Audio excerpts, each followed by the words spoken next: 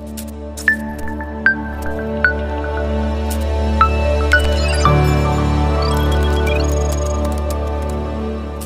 Friends, నమస్తే. అందరూ బాగున్నారా?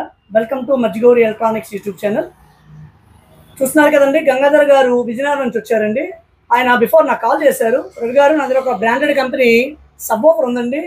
అది ప్రైస్ వచ్చినప్పటికి 1 lakh పైనే సబ్ ఓఫర్ ప్రైస్ ఉంది. అది పట్టుకొని చాలా దగ్గర తిరిగాను, బట్ నాకు అది రిపేర్ అవ్వలేదు. మీరు ఏమైనా చేసేవగలరు అని అడిగారు. ఒకవేళ పాసిబుల్ కాకపోతే దానికి ఒక యాంప్లిఫైర్ అనేది చేసేయండి అని అడిగారండి. సో గంగాధర్ గారు తెమ్మని చెప్పాను, ఆయన తీసుకొచ్చారు. ఆయన ముందు బోర్డు ఓపెన్ చేశానండి. బోర్డు ఓపెన్ చేసి పవర్ సప్లై వరకు నేను చేయగలిగాను నేను. బట్ అది పవర్ సప్లైతో పాటుగా ఆడియో సెక్షన్ కూడా ఫెయిల్ అయిపోయింది. ఫోన్ చేశాను, అయ్యా ఆడియో సెక్షన్ కూడా ఫెయిల్ అయిందంటే అది నా వల్ల పాసిబుల్ కాదు అది, ఎందుకంటే అది క్లాస్ డే సెక్షన్లా ఉంది. ఆ బోర్డులు కూడా నేను తెప్పించలేను అన్నారు. ఆయన ఏమన్నారంటే యూఎస్లో బోర్డ్స్ ఉన్నాయండి, నియర్ ఒక 40,000 వరకు ప్రైస్ ఉంది ఆ బోర్డు ప్రైస్. ఇప్పుడు అక్కడ నుండి తెప్పించాక అది వేసాక పని చేస్తే ఓకే, పని చేయకపోతే ఇబ్బంది అయిపోద్ది. సో మీరు చెప్పినట్టు ఒక యాంప్లిఫైర్ చేసి ఇచ్చేయండి, సబ్ యాంప్లిఫైర్ చేసేవ్వండి అని అన్నారు. ఇది 15 inch సబ్ అండి.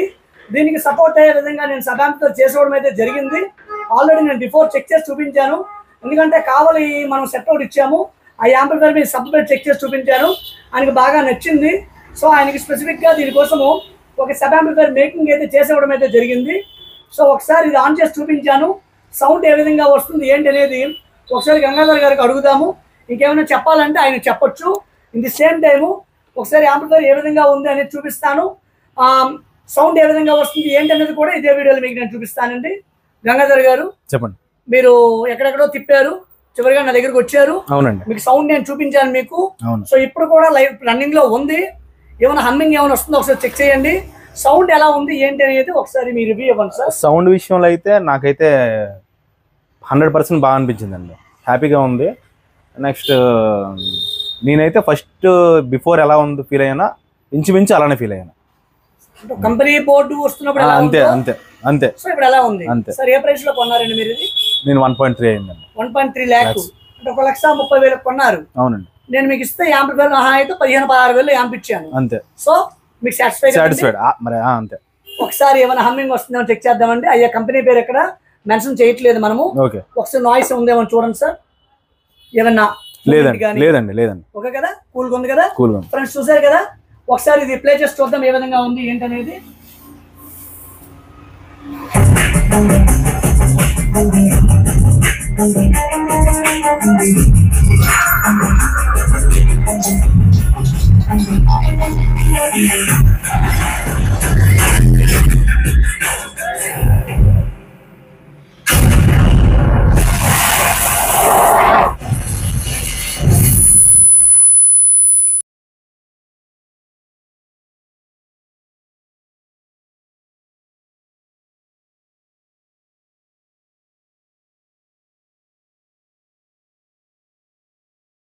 ఫ్రెండ్స్ చూసారు కదా సౌండ్ ఏ విధంగా వస్తుంది ఏంటి అనేది. నా వరకు అయితే వెరీ సాటిస్ఫై.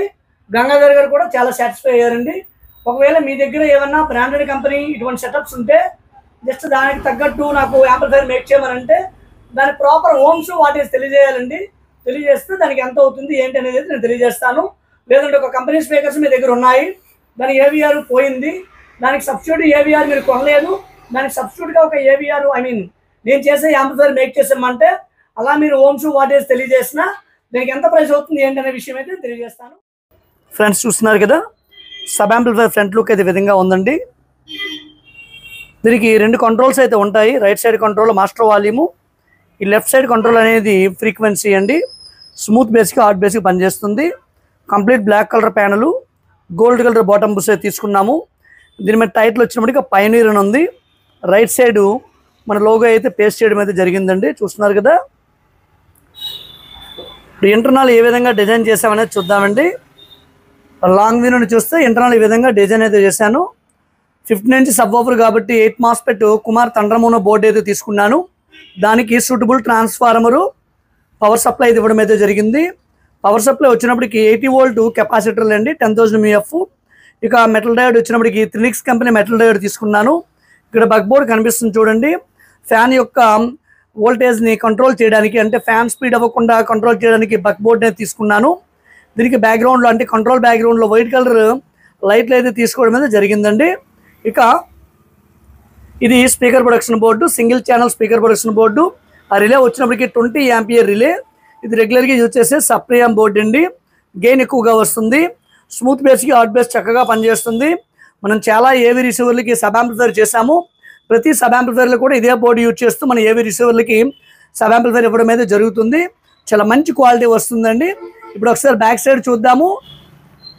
ఫ్రెండ్స్ చూస్తున్నారు కదా, సబ్ యాంప్లిఫైర్ బ్యాక్ సైడ్ అయితే ఈ విధంగా బ్యాక్ ప్యానల్ డిజైన్ అయితే చేయించడం అయితే జరిగింది. సో ఇక్కడ కంప్యూటర్ ఏసీ కార్డ్ అయితే ఇన్సర్ట్ చేసుకోవాలి. ఈ పైన పవర్ బటన్కి అయితే లైన్ అయితే ఇవ్వలేదండి. ఇక్కడ మన ఎంజీ లోగో ఉంది. ఇక ఫ్యాన్ మిడిల్లో బిగించింది కాబట్టి ఇక్కడ ఫ్యాను ఇన్సెట్ అయితే చేయలేదు. ఇక కలెక్షన్ పాయింట్ వచ్చినప్పటికీ సబ్ వూఫరు, అంటే మీ యొక్క ఏవిఆర్ నుంచి ప్రీ అవుట్ ఇక్కడ సబ్ వూఫర్ ఇన్పుట్కి అయితే ఇవ్వాల్సి ఉంటుందండి. ఇక కింద బనానా సాకెట్ ఉంది. జస్ట్ ఇది అలా లూజ్ చేసుకుని పాజిటివ్ నెగిటివ్ చూసుకుని వైర్లు అయితే పెట్టాల్సి ఉంటుందండి. జస్ట్ లోపల ఇన్సర్ట్ చేసుకోవడము, మరలా ఇలా బోల్ట్ బిగించే మాదిరిగా బిగించుకోవడము.